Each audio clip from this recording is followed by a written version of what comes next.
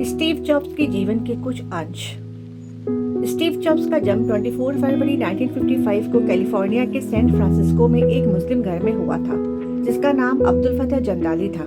Steve jobs की मां एक कॉलेज छात्रा थी और उनके जन्म के समय वो अविवाहित थी। वो उन्हें किसी ऐसे दंपति को गोद देना चाहती थी जो कि ग्रेजुएट हो। उनको एक वकील दंपति ने गोद लेने का फैसला किया, लेकिन जब उनकी मां को पता चला कि उन्हें गोद लेने वाले पेरेंट्स ग्रेजुएट नहीं है, तो उन्होंने गोद देने को मना कर दिया। पर जब उन्होंने ये वादा किया कि वो स्टीव को पढ़ने के लिए भेजेंगे, तो वो मान गई। 17 साल की उम्र में उन्होंने कॉलेज जाना शुरू कर दिया, लेकिन पढ़ाई में उनका मन नहीं लगा और ज्यादा पैसा खर्च होने की वजह से उन्होंने कॉलेज ड्रॉप कर दिया। उस समय उनके पास रहने के लिए घर भी नहीं था।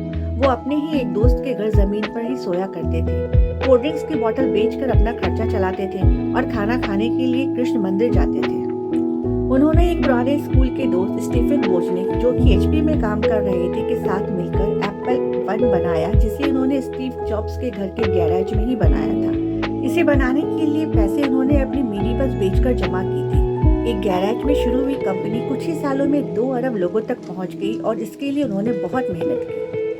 जॉब्स ने अपनी कंपनी के कंसेप्ट कभी नहीं छिपाया और इसका खामियाजा भी भुगतना पड़ा, क्योंकि कई दूसरी कंपनियां उनके कॉन्सेप्ट को अपनाकर कंप्यूटर बनाकर ग्राहकों को सस्ते दामों पर बेचने लगी, जिसकी वजह से एप्पल को काफी लॉस होने लगा और इसके लिए स्टीव जॉब्स को जिम्मेदार मानते हुए उनकी ही कंपनी ने उन पर कंपनी छोड़ देने का प्रेशर बनाया।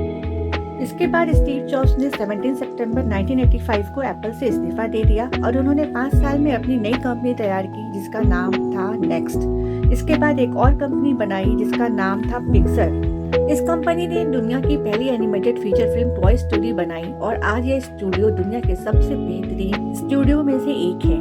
1996 में एप्पल ने नेक्स्ट को $400 मिलियन में खरीद लिया और स्टीव जॉब्स को एप्पल के CEO के सहायक के रूप में रखा गया।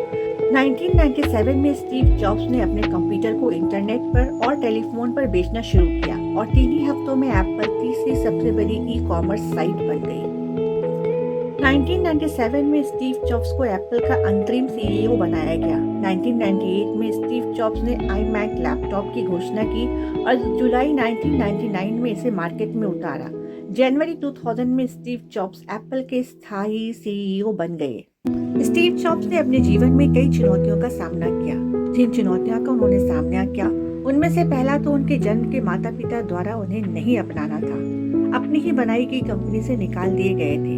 वे अग्नाशय के कैंसर से भी जूझ रहे थे और उसी से लड़ते हुए उनकी मृत्यु हो गई। हालांकि जॉब्स ने उन चुनौतियों पर काबू पा लिया और दुनिया को प्रौद्योगिकी के एक नए युग में ले गए।